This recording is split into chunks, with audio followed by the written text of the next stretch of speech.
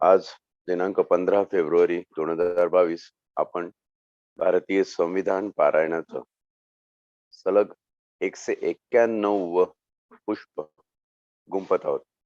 आपण या संविधानाच्या भाग 16 मध्ये ज्याची आज सांगता होणार आहे, त्या भाग 16 मध्ये आपण अनुसूचित जाती, अनुसूचित जनजाती, अनुसूचित क्षेत्र आणि मागास वर्ग इत्यादी शब्द, त्यांचे अर्थ आणि त्या शब्दांच्या अनुषंगाने जे काही प्रावधान संविधानात सांगितले आहे, ज्या तरतुदी केलेल्या आहे, त्याच्याबद्दलचं विवेचन बघ. या सगळ्याचा संबंध सद्यस्थितीमध्ये चाललेल्या आरक्षण आणि जातनिहाय जनगणना या दोन बाबींशी आहे. जातनिहाय जनगणना ही मराठा रिझर्वेशनच्या बाबतीतही झाली नाही, ओबीसी रिझर्वेशनच्या बाबतीतही झाली नाही. सरसकट काहीतरी ठोकताळ्यांनी जुळवून आपण लोकसंख्या कुठल्या वर्गाची, प्रवर्गाची किंवा एखाद्या विशिष्ट जातीची निर्धारित करत असतो आणि त्यावरून पुढे जात असतो. परंतु काल जेव्हा आपण 340 अनुच्छेद बघितला, त्या 340 अनुच्छेदामध्ये कुठेही जात, वंश किंवा प्रजाती, जनजाती असा उल्लेख नाही. तिथे मागास वर्ग एवढा उल्लेख आहे. आणि म्हणून इथं हा मुद्दा प्रकर्षाने सगळ्या लोकांना, जे हा विषय वावदुकीचा करून विनाकारण त्याच्यावर चर्चा विमर्श घडवून आणतात, निष्पन्न काहीच होत नाही. विधानमंडळ राज्याची, ते हायकोर्ट, हायकोर्ट ते सुप्रीम कोर्ट, सुप्रीम कोर्ट ते संसद, केंद्र शासन, संसद आणि केंद्र शासन ते परत राज्य शासन, राज्य विधिमंडळ, असा हा जो सगळा फेरा चाललेला आहे, या फेऱ्यामध्ये कुणीही असं ब्र शब्द उच्चारत नाही की आपल्याला 340 अनुच्छेदामध्ये बदल करून मागास जाती किंवा मागास जनजाती, मागास प्रजाती याचा उल्लेख करून घेतला पाहिजे. जोपर्यंत संविधानात हा उल्लेख होत नाही आणि विशेषत्वाने अनुच्छेद 340 मध्ये होत नाही, तोपर्यंत हे शक्य नाही. आता हे सांगण्याचं कारण आजच्या पारायणाच्या पुष्पामध्ये असं आहे की याच्या पुढचे 341 आणि 342 हे जे अनुच्छेद आहे, त्याच्यामध्ये अनुसूचित जाती बद्दलचा प्रकर्षाने विचार करण्यात आला आणि 341 मध्ये अनुसूचित जनजातीचा उल्लेख करण्यात आलेला आहे. बोलण्याच्या ओघामध्ये ओबीसी, एससी, एसटी असा हा अनुच्छेद भारतीय संविधानात मांडणीचा एक प्रघात लक्षात घेऊन ओबीसी हा प्रवर्ग जातनिहाय संविधानाने मान्यच केलेला नाही, आणि तो जर करायचा असेल तर घटना दुरुस्तीशिवाय, अनुच्छेद 368 शिवाय, जो आपण पुढे बघणार आहोत, पर्याय नाहीये. आणि हे जोपर्यंत लक्षात घेतलं जात नाही, तोपर्यंत संसदेमध्ये किंवा राज्य विधिमंडळामध्ये याच्यावर निर्णय होत नाही. राज्य विधिमंडळामध्ये या पॉवर्स फार लिमिटेड आहे. सुप्रीम कोर्टाने सांगितलं म्हणून मागासवर्ग आयोग तुम्ही नेमला. मागासवर्ग आयोगाने उद्या जातनिहाय जनगणना किंवा त्या संबंधीचे इम्पेरिकल डाटा म्हणून जे काही त्रिमितिक निकष दिलेले आहे, सामाजिक, शैक्षणिक, आर्थिक, यावरून जो डाटा सुप्रीम कोर्टामध्ये जाईल, तो निर्णय प्रक्रियेमध्ये समाविष्ट करून घेण्या इतपतच त्याचं संविधानिक महत्व असणार. पण त्याच्यावरून संसदेने कायदा करावा असं त्याला इम्पॉर्टन्स येईल की नाही, हा शंकेचा भाग आहे. किंबहुना ती येणारच नाही, कारण संसदेने हा आयोग स्थापन केलेला नाही. संसदेला असा आयोग जातनिहाय जनगणनेचा करता येत नाही, कारण 340 मध्ये तशी तरतूदच नाही. आता ही तरतूद 341 मध्ये कशी आहे आणि 342 मध्ये कशी आहे. खूप लोक संविधानाच्या बाबतीत चुकीचा उदो करतात की 340 हा अनुच्छेद असा असा आहे, 340 मध्ये सगळ्या ओबीसीना समावेश आहे. पण 340 नेमकेपणाने काय आहे हे खूप कमी बघतात आणि अनेकांचा असा समज आहे. एका मोठ्या वर्तमानपत्राचे संपादक महाशय धडधडीत त्यांच्या अग्रलेखामध्ये लिहितात, मागास जाती, मागास जमाती. त्या महाशयांना हे माहीतच नाही की मागास जाती जमाती असा शब्दच कुठे संविधानात नाही. मागास वर्ग आहे, मागास प्रवर्ग आहे. ते जाती जमातीमध्ये, जाती जमाती या फक्त अनुसूचित याच शब्दाला लागलेले आहे आणि SC ST हा संदर्भ लक्षात घेऊनच जात जमातीचं बोलल्या जातं, त्याच्या पलीकडचं नाही. एक प्रश्न या ठिकाणी असाही निर्माण होतो की जात निर्मूलनाचे आंदोलन चालवली जातात. नको ती लोक जात निर्मूलनाची आंदोलन करतात, स्वतःची फसवणूक करतात आणि समाजाची दिशाभूल करतात. अशा खूप संघटना आहेत. खूप मोठमोठे समाजवादी नेते स्वतःला भयंकर 30 मार्क समजून आम्ही जात निर्मूलनाची लढाई सुरू केली आहे. कसं करणार? जिथे संविधानाने जातीला आश्रय दिलाय, जिथे संविधानाने जातीला आयडेंटिफाय केलेलं आहे, तिथे तुम्ही जात निर्मूलन कसं करणार? मग संविधान चुकीचं आहे का? अजिबात नाही. संविधानाने जात निर्धारण अशासाठी केलेलं आहे की ज्या जाती मागास आहे, ज्या जातींचा विकास झालेला नाही, त्या जातींना अजून पुरेसा शैक्षणिक दर्जा मिळालेला नाही, त्यांना प्रशासनामध्ये जागा मिळालेल्या नाही, त्याचं आयडेंटिफिकेशन केल्याशिवाय त्यांना कसं तुम्ही आरक्षणाच्या फोल्डमध्ये आणणार? आणि हा प्रांजळ उद्देश आहे संविधानालाच याच्यामुळे जात रुजवायची आहे आणि संविधानामुळेच जातीभेद सुरू झालेला आहे हे म्हणणं तकलादू स्वरूपाचं आहे.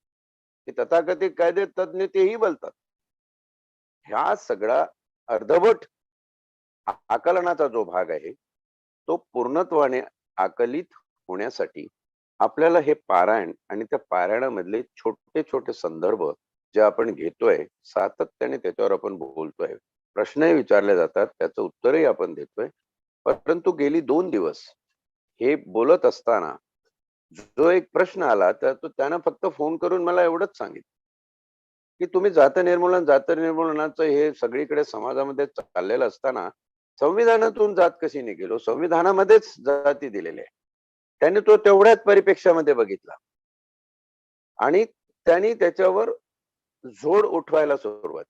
पण संविधानात ज्या जाती आरक्षणाच्या निमित्ताने विहित पद्धतीने कायदेशीर रितसर पद्धतीने वर्णन केलेले आहेत, जे शेड्यूल तयार झाले ते ब्रिटिश काळात झालेले शेड्यूल आहे, त्याच्यामध्ये जातीच्या याच्यात भर पडत गेली आणि म्हणून ते आरक्षणासाठी महत्वाचं आहे.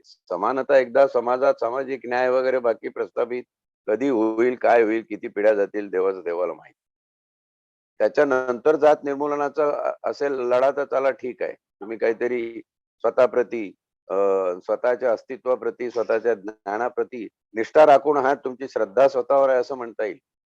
पण जिथे स्वतःवरच श्रद्धा नाही आहे तिथं वाद प्रवादाला संविधानामधूनच जी सुरुवात होते त्याच्याने संविधानाची हानी तर होतेच होते, पण संविधानाच्या हानी बरोबर आपलीही स्वतःची हानी होते.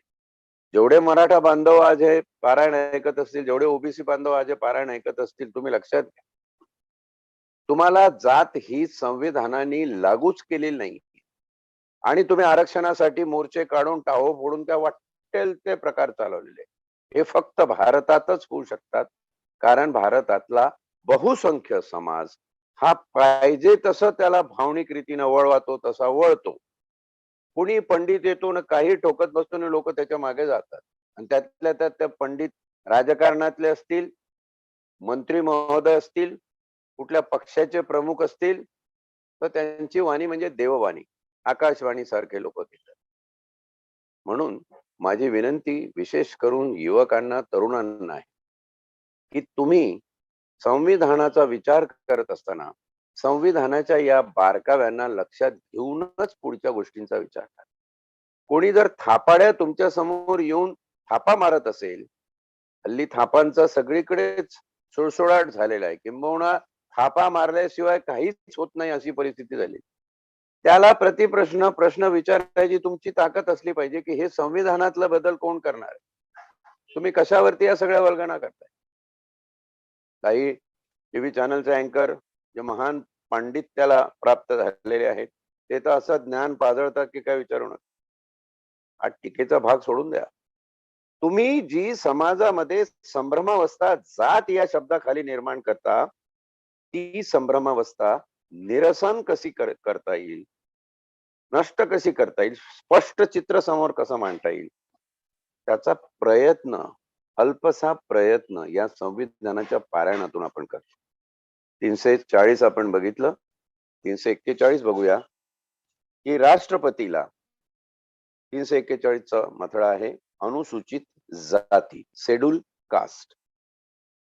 समभाग 1, राष्ट्रपतीला कोणत्याही राज्याच्या किंवा संघ राज्य क्षेत्राच्या, केंद्रीय शासित प्रदेश, युनियन टेरिटरी बाबतीत आणि ते राज्य असेल तर त्याच्या राज्यपालाशी विचार विनिमय केल्यानंतर जाहीर अधिसूचनेद्वारे त्या राज्याच्या किंवा यथास्थिती संघ क्षेत्राच्या संबंधात या संविधानाच्या प्रयोजनार्थ महत्वाचा शब्द आहे, अनुसूचित जाती म्हणून मानल्या जातील त्या जाती, अनुसूचित जाती म्हणून मानल्या जातील त्या जाती, मानल्या जात आहेत नाही, जातील म्हणजे ज्या अनुसूचित जातीची आता यादी आहे त्याच्यामध्ये काही नव्याने जाती समाविष्ट होऊ शकतात. मानल्या जातील त्या जाती, वंश किंवा जनजाती अथवा जाती, वंश किंवा जनजाती यांचे भाग म्हणजे प्रजाती म्हणून, किंवा त्यातील गट विनिर्दिष्ट करता येतील. जातीचा समावेश, जातीचं आयडेंटिफिकेशन कोणाला करता येईल? राष्ट्रपतीला करता येईल. एखादी जात नसेल पण वंशाच्या नावाने ते ओळखले जात असतील आणि त्यांनाही आरक्षणाची गरज असेल, विशेष करून हा 341 340 हे सगळे आरक्षणाच्या बाबतीतले आहेत, कारण आपण 338 339 338 क याच्यामध्ये जे बघितलं की जे मागासलेले आहे, शैक्षणिक दृष्ट्या, सामाजिक दृष्ट्या, आर्थिक दृष्ट्या त्यांना संरक्षण, त्यांचं कल्याण आणि उन्नती इत्यादी शब्द आपण त्याच्यामध्ये बघितले. यासाठी कोणाला आयडेंटिफाय करायचं? ती जात असेल, ती जनजात असेल, ती जातीतला एखादा वर्ग असेल, जातीतला एखादा गट असेल, वंशातला एखादा गट असेल, एखादी वंशावळ असेल जी वंशावळ अजिबात ओळखली गेली नाही. या ठिकाणी वंश जर तुम्ही बघितला तर विदर्भामधलं जे गोंडवाना संस्थान होतं त्याच्यातले गोंड बांधवांचं, त्यानंतर गोराख्यांमध्येही बरेचसे पोटजाती प्रकार आहेत. प्रत्येक जातीमध्ये 12, 13, 14 असे वेगवेगळे प्रकार आहेत. ते सगळे काही वंशाला धरून आहेत, काही पोट जातीला धरून आहेत, काही जनजातीला धरून आहेत, काही जातीतल्या वर्गांना धरून आहेत आणि काही जातीतल्या गटांनाही धरून आहेत. इथं शब्द त्यासाठी जे वापरलेले आहे 341 मध्ये ते बघण्यासारखे आहे, की अनुसूचित जाती म्हणून मानल्या जातील त्या जाती, वंश किंवा जनजाती अथवा जाती, वंश किंवा जनजाती यांचे भाग, यांचे वर्ग किंवा त्यातील गट विनिर्दिष्टित करता येतील. एवढ्या सगळ्यांचा परामर्श घेऊन एखाद्याला जात म्हणून अनुसूचीमध्ये आयडेंटिफाय करण्यासाठी राष्ट्रपती ते करू शकेल. पहिलं आयडेंटिफिकेशन झालं. त्याच्यानंतर समभाग 2 काय म्हणतो? समभाग 2 म्हणतो संसदेला कायद्याद्वारे कोणतीही जात, वंश किंवा जनजाती अथवा कोणतीही जात, वंश किंवा जनजाती यांचा भाग किंवा त्यातील गट खंड 1 अन्वये, खंड 1 मध्ये आपण हे जे सगळं बघितले त्या खंड 1 अन्वये काढलेल्या अधिसूचनेत विनिर्दिष्ट केलेल्या अनुसूचित जातीच्या सूचीत समाविष्ट करता येईल किंवा ती मधून वगळता येईल. समाविष्ट करता येईल किंवा एखादी जात त्याच्यातून वगळता येईल किंवा एखादा नवीन प्रवर्ग निर्माण झाला असेल, तो प्रवर्ग आधी रिकॉग्नाइज झालाय, तर त्या प्रवर्गाला त्या वर्गाशी सामील करता येईल. उक्त खंडान्वये काढलेल्या अधिसूचनेनंतरच्या कोणत्याही अधिसूचनेद्वारे पूर्वोक्तानुसार असेल त्यापेक्षा अन्यथा फरक केला जाणार नाही. आणि त्या वर्ग केलेल्या, समाविष्ट केलेल्या अशा जातींना पूर्वोक्तापेक्षा म्हणजे आधी त्यांना होते त्याच्या नंतर त्यांचं रिकॉग्निशन झालं, म्हणून आधीपासून 10 वर्षापासून आमचं बॅकलॉग आणि ते सगळं भरून काढा आणि आम्हाला रिझर्वेशनचा कोटा सगळ्यात जास्त द्या. म्हणजे शेड्यूल कास्ट मध्ये एखाद्या जातीला अति जास्त रिझर्वेशनचा कोटा द्या, असं मात्र होणार नाही. ज्या दिवशी, ज्या वेळी ती जात म्हणून रिकॉग्नाइज होईल, त्या वेळपासून जे असतील ते फायदे त्यांना लागू असतील. म्हणजे पहिलं रिकॉग्निशन आणि नंतर त्यांचा समावेश, हे दोन समभाग अनुच्छेद 341 चे अनुसूचित जातीबद्दलचे संदर्भ सांगतात. आता 342 हे अनुसूचित जनजातीबद्दल, शेड्यूल ट्राइब्स. सेम आहे, फक्त ट्राइब्स याच्यात फरक पडलेला आहे. जात आणि जनजात, कास्ट आणि ट्राइब याच्यातला हा डिफरन्स आहे. आणि या दोन अनुच्छेदाच्या आधारे, फक्त आणि फक्त यांच्याच आधारे आज SC ST बांधवांना आरक्षण सवलती ज्या काही शिक्षणात असतील, राजकीय क्षेत्रात असतील, आर्थिक क्षेत्रात असतील, सामाजिक क्षेत्रात असतील, त्या मिळत आहेत. हे आपण इथे लक्षात घेतलं. किंबहुना या दोनच्या बाबतीत केलेलं हे विशेष तरतूद, विशेष प्रावधान संविधानामध्ये आपल्याला बघायला मिळते. 342 अनुसूचित जनजाती. राष्ट्रपतीला सेम वाक्य आहे. कोणत्याही राज्याच्या किंवा संघराज्य क्षेत्राच्या बाबतीत आणि ते राज्य असेल तर त्या राज्यपालाचे विचारविनिमय केल्यानंतर जाहीर अधिसूचनेद्वारे त्या राज्याच्या किंवा यथास्थिती संघ राज्य क्षेत्राच्या संबंधात या संविधानाच्या प्रयोजनार्थ अनुसूचित जनजाती म्हणून मानल्या जातील त्या जनजाती किंवा जनजाती समुदाय अथवा जमाती किंवा जनजाती समुदाय यांचे भाग किंवा त्यातील समूह विनिर्दिष्टित करता येतील. जे जातीबद्दल 341 मध्ये आहे तेच जनजातीबद्दल 342 मध्ये आहे. समभाग 2 सेम रेप्लिका आहे. 341 च्या समभाग 2 ची सेम रेप्लिका आहे, पण विशेषत्वानी तरतूद वेगळी आहे. त्यासाठी एकाच अनुच्छेदामध्ये करता आलं असतं, पण तसं केलेलं नाही. हे एक सेपरेट आयडेंटिफिकेशन हे संविधानातलं लक्षात घ्या. समभाग 2 शेवटचा, संसदेला कायद्याद्वारे कोणत्याही जनजाती किंवा जनजाती समुदाय अथवा कोणत्याही जनजाती किंवा जनजाती समुदाय यांचा भाग किंवा त्यातील समूह खंड एक अन्वये काढलेल्या अधिसूचनेत विनिर्दिष्ट केलेल्या अनुसूचित जनजातीच्या सूचीत समाविष्ट करता येईल किंवा ती मधून वगळता येईल. पण उक्त खंडान्वये काढलेल्या अधिसूचनेत नंतरच्या कोणत्याही अधिसूचनेद्वारे पूर्वोक्तनुसार असेल त्यापेक्षा अन्यथा फरक केला जाणार नाही. आधीच्या ज्या असतील त्याच तरतुदी लागू राहतील. नव्याने प्रविष्ट झालं म्हणून तुम्हाला पूर्वलक्षी प्रभावाने काही गोष्टी मिळाल्या पाहिजे, तसं मात्र होणार नाही. एवढी काळजी संविधानाने अनुसूचित जनजाती आणि अनुसूचित जाती बद्दल घेतलेली आहे. आणि म्हणून माझे जे अनुसूचित जाती आणि जनजाती मधले बांधव आहेत त्यांना या दोन अनुच्छेदाचा सार्थ अभिमान वाटणं साहजिक आहे. पण तो अभिमान एका पर्टिक्युलर मर्यादेत असलेला बरा. हे तुमच्या प्रतिनिधित्वासाठी आहे. जे प्रतिनिधित्व या भारतीय समाज शृंखलेत तुम्हाला मिळालं नाही, तुम्ही कुठेतरी समाजाच्या मुख्य प्रवाहापासून लांब राहिलात, त्यामुळे जी तुमची पिढी दर पिढी हानी झालेली आहे ती हानी भरून काढण्यासाठी तुम्हाला दिलेली सवलत नव्हे, तुम्हाला दिलेलं प्रतिनिधित्व आहे. हे प्रतिनिधित्व एकदा तुम्हाला मिळाल्यावर तुम्ही ते प्रतिनिधित्व तुमच्या जातीच्या, प्रजातीच्या, वंशाच्या, जनजाती समूहाच्या कल्याणासाठी वापरता की स्वकल्याणासाठी वापरण्यासाठी तुमचं हे प्रतिनिधित्व तुम्ही बाजारात मांडून विकून टाकता, याचाही विचार या ठिकाणी झाला पाहिजे. काय एवढे वर्षानु अनेकदा हे प्रश्न, किती वर्ष चालणार आहे रिझर्व? त्याचं उत्तर का मिळत नाहीये?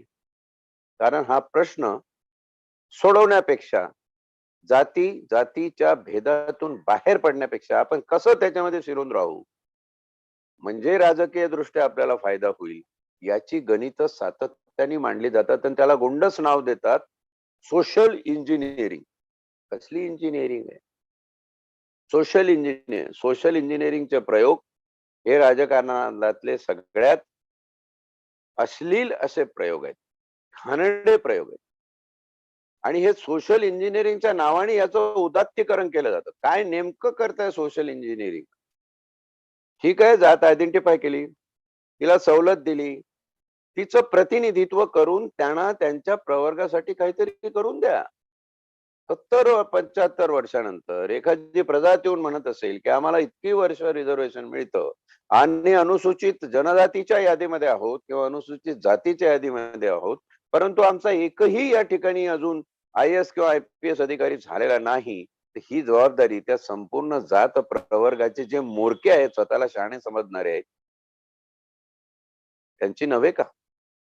तुम्हाला ती जबाबदारी घ्यायची नाही. तुम्हाला ही सवलत म्हणूनच बघायचं, याच्याकडे प्रतिनिधित्व म्हणून बघायचं नाही. आणि इथे डॉक्टर बाबासाहेब आंबेडकर संपले, किंबहुना ते संपवलेत आम्ही. डॉक्टर आंबेडकरांनी reservation is not a concession, it's a representation. तुम्हाला त्या प्रवर्गाचं, त्या पर्टिक्युलर जनजातीचं, त्या जातीचं एक प्रतिनिधित्व दिलं. जेव्हा तुम्ही प्रतिनिधी म्हणून स्वतःची गणना करता, तेव्हा तुमच्यावर एक बंधन, तुमच्यावर तुमच्या अधिकारांपेक्षा मोठी जबाबदारी येते. आणि ती जबाबदारी म्हणजे तुमच्या प्रवर्गाचं उत्थान चौफेर होऊन तो प्रवर्ग विशिष्ट लेवलवर आला पाहिजे. नुसतं अॅट्रॉसिटीच्या केसेस ठोकल्या म्हणजे तुम्ही समाजाबरोबर आलात का? नाही. ते एक संरक्षण आहे. संरक्षण कुठे वापरायचं आणि कसं वापरायचं याचं भान नसेल तर परत आम्ही जाती द्वेष आपसामध्ये निर्माणच करतो आहोत. याचा अर्थ अन्याय होत नाही असं नाही.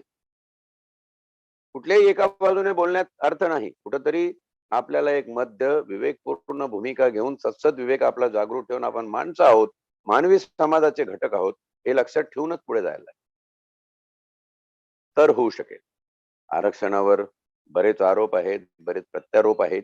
काही ठिकाणी विनाकारण वावदुकी आहेत, काही ठिकाणी भांडण आहेत, काही ठिकाणी एखाद्या प्रवर्गाला एखाद्या जातीचं चालूल सांगून करण्यासाठी त्याच्यावर राजकीय परिप्रेक्ष्यातून कधी मुद्दामून अन्याय घडवून आणलेल्या घटना सुद्धा आहेत. त्याच्यामध्ये अनेक अशा घटना आहेत. प्रत्यक्षदर्शी अशा घटनांचा साक्षीदार हा पोलीस अधिकारी 35-35 वर्ष गणवेशात नोकरी केलेला आज संविधानाच्या पारायणाच्या संदर्भाने तुमच्या समोर सांगतोय. इतिहास कितीही झाकोळला तरी ऐतिहासिक सत्य हे डोकं वर काढल्याशिवाय राहत नाही.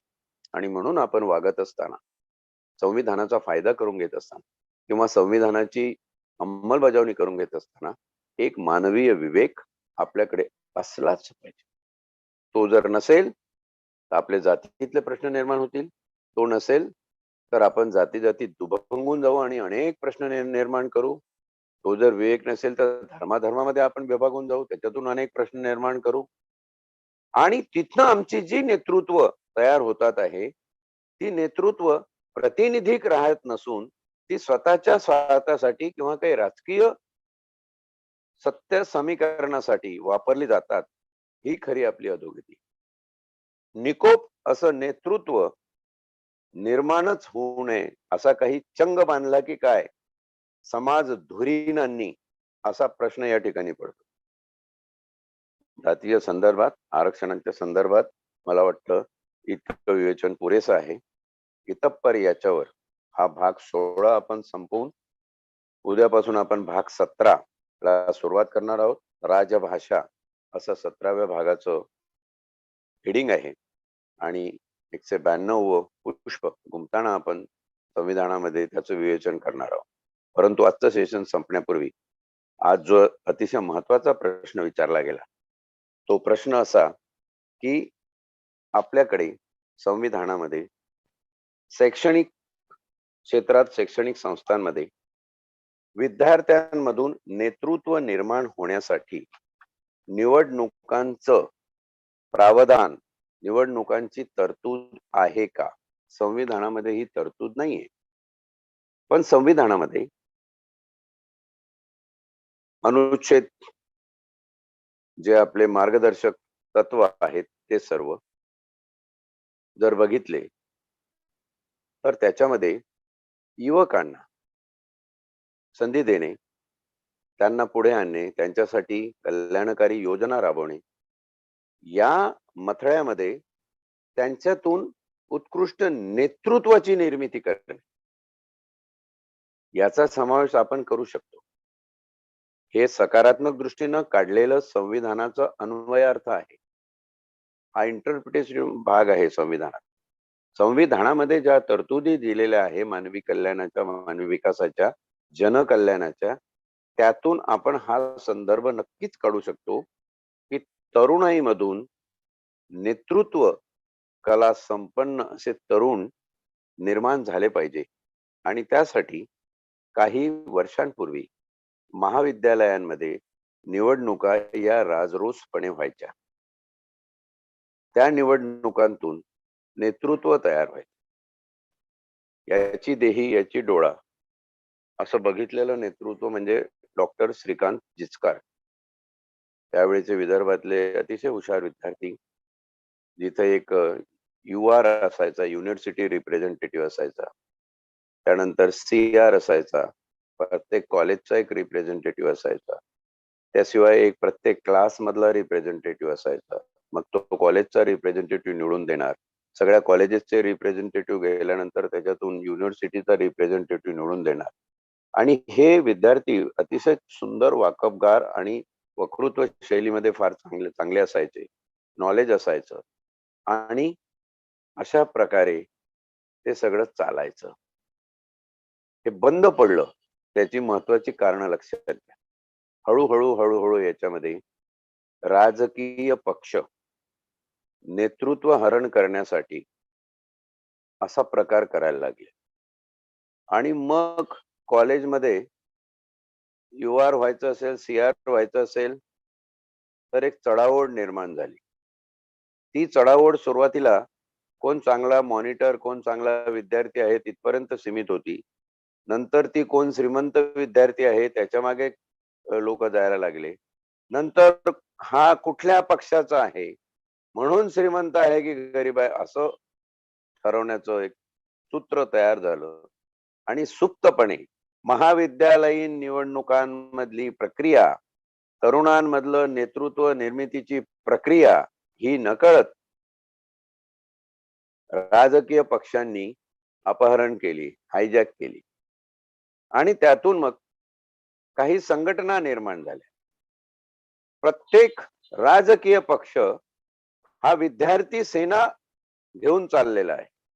मग ती शिवसेना असो, युवा सेना असो, काँग्रेस असो, BJP, अखिल भारतीय विद्यार्थी परिषद असो, या सगळ्या सेना तयार झाल्या. आणि विद्यार्थी हे महाविद्यालयीन विद्यार्थी या प्रक्रियेमध्ये फार मोठ्या प्रमाणात भावनिक दृष्ट्या ओढले गेले. आणि हे इतकं प्रचंड माजलं स्तोम की या माजलेल्या स्तोमामध्ये तुम्हाला असं दिसेल की काही विद्यार्थ्यांचा जणू महाविद्यालयीन निवडणुका हा व्यापार झाला. त्याच्यासाठी ऍडमिशन घ्यायची, त्याच्यासाठी राहायचं. अगदी पहिल्या दिवसापासून तीच कामं करत बसायची. कोण कोण्या लॉबीचा आहे, कोण कोण्या साईडचा आहे, त्याची समीकरणं जुळवत बसायची, दंडेली करत बसायची, हाणामाऱ्या करत बसायच्या. कारण तरुणाई म्हणजे सळसळतं रक्त. मग कॅन्टीन मध्ये काय झालं की लगेच हे ते असे कित्येक सिनेमे आपण पाहतो, त्याच्यावर कित्येक स्टोऱ्या आहेत. आणि वास्तवात हे चित्र आहे की काही राजकीय गुंड हे कॉलेजचे विद्यार्थी असले नसले तरी कॉलेजच्या एकंदर या निवडणुका प्रकारावर त्यांचं इतकं प्रचंड वर्चस्व राहायचं की सगळा विद्यार्थी वर्ग हा त्यांच्या वर्चस्वाखाली इतरही बाबतीत भरडून निघायचा. मग ते लोन खेळांमध्ये गेलं, कॉलेजमध्ये ज्या स्पोर्ट्सच्या कॉम्पिटिशन होता त्याच्यामध्ये गेलं, कॉलेजमध्ये जे सांस्कृतिक कार्यक्रम होता त्याच्यामध्ये ते लोन गेलं. आणि विद्यार्थी जो निकोप, निरपेक्ष नेतृत्वधारी निर्माण झाला पाहिजे या संकल्पनेला तळात बसला. आणि विद्यार्थी निर्माण होईल तो कसा? BJPचा होईल, काँग्रेसचा होईल, शिवसेनेचा होईल, राष्ट्रवादीचा होईल, मनसेचा होईल, RPIचा होईल. कुठल्या राजकीय पक्षाचा असेल तो होईल. आणि हे पक्षनिहाय वाटणी जेव्हा महाविद्यालयीन मनामध्ये त्या वयामध्ये व्हायला लागली, त्याचं लोण काही अंशी शाळांमध्येही पडायला लागलं. 9वी-10वी असलेल्या विद्यार्थ्यांना पण त्याची लागण लागायला लागली. तर हा एक भयंकर प्रकार आणि विद्यार्थी दशेत या गोष्टी होऊ नये म्हणून त्या संस्थांनी मिळून, शासन प्रशासनाने मिळून त्या बंद केल्या. आता प्रश्न कसा आहे, की त्या परत सुरू करायच्या असतील तर संविधानात प्रावधान आहे का? तर मी म्हणेल अन्वय अर्थ काढून आपल्याला संविधानात प्रावधान आहे असं म्हणता येतं. युवकांच्या बौद्धिक संवर्धनासाठी, त्यांच्या नेतृत्व कलेच्या वाढीसाठी एखादा उपक्रम कल्याणकारी मार्गाने राबवणं, त्याची तरतूद संविधानामध्ये केव्हाही आहे. अनेक अनुच्छेद सापडतील. वैज्ञानिक टेम्परामेंट पासून तर विद्यार्थ्यांचं एकंदर समुपदेशन, प्रोफाइलिंग, त्यांचं काउन्सिलिंग, असे खूप तुम्हाला याच्यातून संदर्भ काढता येतील. पण डायरेक्ट सरळ सरळ संदर्भ महाविद्यालयामध्ये निवडणुका झाल्याच पाहिजे, त्या निवडणुकामध्ये एवढे सदस्य असतील, त्या निवडणुकानंतर एक बोर्ड असेल आणि त्या बोर्डामध्ये एवढं असेल, असं संविधानात कुठेही दिसत नाही. म्हणून अन्वय अर्थाने, इंटरप्रिटेटिव्हली तुम्हाला संविधानातून तो अर्थ काढता येतो. ते खरं आहे, त्याला कोणी आडकाठी करू शकत नाही. पण हा जो अनैतिक प्रकार राजकीय पक्षातर्फे महाविद्यालयीन आणि विद्यार्थी दशेमधल्या युवकांच्या मनामध्ये शिरकाव करून झाला, त्याला आळा कसा बसेल? आणि म्हणून इथं ती संविधानिक नीतिमत्ता, राजकीय नीतिमत्ता परत एकदा अधोरेखित करावी लागते. ही आमच्याकडे ही नाहीये, म्हणून आम्ही असे आहोत. बरं, त्याच्याने काही खूप मोठं बिघडतं अशातला भाग नाहीये, हेही स्पष्ट केलं पाहिजे. जो नेतृत्वधारी आहे त्याला त्याचं नेतृत्व संगोपन करण्यासाठी, त्याचं संवर्धन करण्यासाठी, त्याची उन्नती आणि त्याची वाढ करण्यासाठी बरेचसे उपक्रम महाविद्यालयामध्ये असतात. वादविवाद स्पर्धा असतील, इलोक्युशन कॉम्पिटिशन असतील, भाषण कौशल्य असेल, निबंध लेखन असेल, सांस्कृतिक कार्यक्रम असतील, नाट्य क्षेत्रातलं असेल, रंगकर्मी एखादा असेल तर पेंटिंगच्या, चित्रकलेच्या स्पर्धा होतात. या सगळ्यांमध्ये नेतृत्वाला, नेतृत्वाच्या विकासाला वाव आहे आणि तो असलाच पाहिजे. फक्त राजकीय परिप्रेक्ष्यामध्येच असलं म्हणजे त्याला नेतृत्व म्हणता येईल असं आवश्यक नाहीये. टागोरांचा संबंध नव्हता राजकारणाशी कुठे, पण कलेच्या क्षेत्रातलं मोठं नेतृत्व आहे. टिळक राजकारणात आधी आले, पण एक अभ्यासक, विश्लेषक, सामाजिक जाणीव असलेले, हे नेतृत्व केलंच त्यांनी.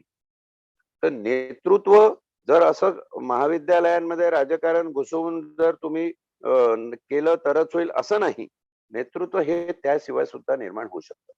पण शिक्षण घेत असताना निकोप पद्धतीने तुम्ही शिक्षणच घ्यायला पाहिजे. तुम्ही इकडे शिक्षण, chemistry, physics, history, philosophy, biology हे विषय जर तुम्ही शिकून घेतले आणि त्याच्यातलं ज्ञान घेतलं तर उद्या तुमच्या करिअरचे प्रश्न सुटू शकतात. पण ते न करता तुम्ही राजकारण, निवडणुका आणि महाविद्यालयातले जे गढूळ सगळे प्रकार आहेत त्याच्याकडे जर वळत गेला तर असे अनेक विद्यार्थी आहेत ज्यांनी आपल्या आयुष्याचं वाटोळं करून घेतल्यानंतर ते कुठेही स्थिरतावर झाले नाही. गावाच्या ठिकाणी कधी तालुक्याला गेलो तर काही विद्यार्थी मला त्या काळात निवडणुकांमध्ये बडेजाव करणारे मोठमोठे याच्याने फिरणारे दिसतात. ते कुठेतरी ऑटो रिक्षा चालवतात, कुठेतरी छोटी मोठी कामं करतात, पानठेल्याची दुकानं उघडलेली आहेत. आय वंडर, या राजकीय नेतृत्वाने कार्यकर्त्यांच्या ह्याच्यामधून त्यांना काय मिळतं आयुष्यात? काही मिळत नाही, काही मिळत नाही. एक पर्टिक्युलर फेज असतो लाईफचा 3-4 वर्षाचा, ज्यामध्ये तुम्ही अभ्यास केला पाहिजे, तुमचं करिअर ओरिएंटेशन असलं पाहिजे. ते न होता जर तुम्हाला ही राजकारणाची कीड, बडेजाव मिरवण्याची ही लागली असेल तर तुम्ही आजच्या परिप्रेक्ष्यामध्ये जर विचार केला तर प्रत्येक राजकीय पक्षाला तुमची गरज आहे. आणि म्हणून राजकारणाने महाविद्यालयीन क्षेत्रामध्ये, शैक्षणिक क्षेत्रामध्ये प्रवेश करून ही बदबदपुरी माजवली. त्यांना काही विशिष्ट कालावधीसाठी हायर केलेला कार्यकर्ता पाहिजे. हे दुर्दैव आहे, परंतु सत्यांश सुद्धा तेवढाच आहे. म्हणून स्पष्टपणे सगळ्या राजकीय पक्षांनी कबूल केलं पाहिजे की प्रत्येक राजकीय पक्षांनी आपली कार्यकर्त्यांची पेड फौज निर्माण केलेली आहे. तुम्ही समाजाला कुठल्या दिशेने घेऊन जात आहात. आज तो 18, 20, 25 वर्षाचा तरुण त्याच्या काही अपेक्षांपोटी, त्याच्या काही न्यूनतेपोटी तुमच्या गळाला लागतो. न्यूनता म्हणजे गरिबी, दुसरं काही नाही. तुम्हाला दिवसभर केकाटल्याच्या बोंबलल्याच्या संध्याकाळी कुठेतरी 500 रुपये मिळतात, त्यासाठी तुम्ही जाता. आणि राजकीय पक्षांकडे अमाप पैसा असल्यामुळं त्यांना असे 5, 25, 50, 500, 1000 लोक राज्यभरात पोहोचणं, तर बीजेपी सारखा असेल तर तो लाखो लोक असे पोहोचू शकतात. हे तरुण तुम्ही आज जे कार्यकर्ते म्हणून तुमच्या गळाला लावून घेतले, ज्यांच्या जीवावर तुम्ही नेतेगिरी करता आणि राज्य सत्ता आणि अर्थसत्ता मिळवून बोकाळलेपणा तुमच्या हातून घडत असतो, त्या विद्यार्थ्यांचं काय, त्या कार्यकर्त्यांचं काय? म्हणून विद्यार्थी दशेत महाविद्यालयीन शिक्षण घेत असताना करिअर ओरिएंटेशन हे डोळ्यासमोर ठेवलं पाहिजे. हा, आता महत्वाचा भाग याच्यात असा आहे की ज्यांना राजकारणात आपलं career, they can do. Mumbai सारख्या विद्यापीठामध्ये अनेक महाविद्यालयांमध्ये how to become a politician, rethinking the societal, JP Morgan international counselling जे सेंटर आहे दिल्लीला, तिथे काही कोर्सेस आहे. बऱ्याच युनिव्हर्सिटीमध्ये असे कोर्सेस आहे की तुम्ही राजकीय नेतृत्व म्हणून अभ्यासपूर्ण रीतीनं परीक्षा देऊन तुम्ही तुमच्यात राजकीय नेतृत्व आहे की नाही त्याची आखणी, त्याची जोखणी करू शकता. तुमच्यामध्ये जर राजकीय नेतृत्व असेल तर असे कोर्सेसही तुमच्याकडे उपलब्ध आहे. त्या कोर्समध्ये काय शिकवलं जातं? त्या कोर्समध्ये सद्य समाजस्थिती, याच्या आधीची समाजस्थिती आणि मानव वंशावळीचा एकंदर प्रवास हा शिकवला जातो. पहिल्या टप्प्यात हे झाल्यानंतर तुम्हाला पॉलिटिकल हे सायन्स कसं आहे ते शिकवलं जातं. समाजधारणा, सोशिओलॉजी झाली, त्यानंतर पॉलिटिकल सायन्स, आणि पॉलिटिकल सायन्सच्या ज्या सिद्धांतिक थेअरीज आहेत, त्या सिद्धांतिक थेअरीज असं सांगतात की समाजाकडून 10 पैसे घेणं, त्या 10 पैशाचे 20 पैसे करून परत समाजाला परतफेड करून समाजाची उन्नती घडवून आणणं, याला राजकारण म्हणतात. हे शुद्ध राजकारण, पॉलिटिकल सायन्स मधली राजकारणाची जी व्याख्या आहे, अगदी प्लुटो आणि अरिस्टॉटल पासून चालत आलेली, ती त्या ठिकाणी तुम्हाला शिकवली जाते. आणि तिसरा महत्वाचा संदर्भ शिकवला जातो तो म्हणजे रिथिंकिंग द सोसायटी. येणाऱ्या 50 वर्षात किंवा येणाऱ्या 25 वर्षात तुमचा समाज कुठल्या दिशेने विचार करायला लागेल, कसल्या प्रकारचा विचार करायला लागेल, किंवा त्यांना कशा प्रकारचा विचार करायला अर्थसत्ता जागतिक स्तरावरची भाग पाडेल. जागतिक स्तरावरची अर्थसत्ता तुम्हाला कसा विचार करायला भाग पाडेल, किंवा समाज हा 25 वर्षानंतर कशा प्रकारचा विचार करणारा असेल. माझे वडील जे विचार करायचे, माझ्या विचारांमध्ये जमीन आसमानचा फरक आहे. माझ्या मुलांच्या आणि माझ्या विचारांमध्ये जमीन आसमानचा. दर पिढीला हे जे अंतर पडतं, हे वैचारिक आणि बौद्धिक मापनाचं अंतर आहे. आम्ही वेगळ्या प्रकारे विचार करतो आज, किंबहुना तसा विचार करायला भाग पाडले जातो. कोणाकडून? तर आंतरराष्ट्रीय स्तरावरचं जे अर्थसत्ताक सेंटर असतं, अपरिहार्यपणे आजच्या मुलांना पिझ्झा आणि पास्ताचा विचार येतो, जो विचार मला आलाच नाही. माझ्या आई वडिलांच्या तर ध्यानीमनी नव्हतं. जे जागतिक बदल होत असतात, त्या बदला बरहुकूम आम्ही कसे विचार करायला प्रवृत्त होतो आणि त्या प्रवृत्तीनुसार आमच्या समाज धारणा काय निर्माण होतात आणि येणाऱ्या पिढ्यांच्या समाज धारणा कशा असतील, याचं शिक्षण, शास्त्र शुद्ध शिक्षण तुम्हाला या कोर्समध्ये घेता येऊ शकतं. इंटरनॅशनल याला मोठमोठे लंडनला, न्यूयॉर्कला याची मोठी सेंटर्स आहे. अर्थात हा सगळा महागडा व्यवहार असतो, तिथे हे गुण जाऊ शकतो. पण तुम्हाला जर राजकीय नेतृत्व महाविद्यालयीन दशेतून निर्माण करायचं असेल तर ह्या गोष्टी आहेत. पण त्यासाठी हे न करता आपण कुठल्या तरी पक्षाचं सदस्यत्व घ्यायचं आणि त्या पक्षाचं सदस्यत्व म्हणून मग कॉलेजमध्ये तो बडेजाव करायचा, मग दुसरं एक टोळकं दुसऱ्या पक्षाचं, तिसरं टोळकं तिसऱ्या पक्षाचं, या बजबजपुरीमध्ये विद्यार्थी म्हणून जे तुमच्या करिअरचं नुकसान होतं ते होऊ नये त्यासाठी या निवडणुका राजकीय प्रेरित निवडणुका, राजकीय पक्षांच्या प्रणीत निवडणुका या महाविद्यालयांमध्ये होऊ नये. इतर क्षेत्रामध्ये महाविद्यालयीन विद्यार्थ्यांमधून नेतृत्व निर्माण करण्याच्या इतर दुसऱ्या खूप संधी आहेत. याचाही या ठिकाणी आपण विचार केला पाहिजे. मला वाटतं या प्रश्नाचं यथासांग जेवढं शक्य मला माहिती होतं तेवढं उत्तर देण्याचा मी प्रयत्न केला. या उपर काही असेल तर आपण पुढच्या भागामध्ये बघू शकू. तुर्तास आज आपण संविधान पारायणामध्ये भारतीय संविधानाचा 16 भाग संपवलेले आहेत. उद्या 17व्या भागाला आपण सुरुवात करूया. वेळेची मर्यादा अनुलक्षून 3-4 मिनिटं पूर्व आधी तुमच्या अनुमतीसह मी इथेच थांबतो. धन्यवाद.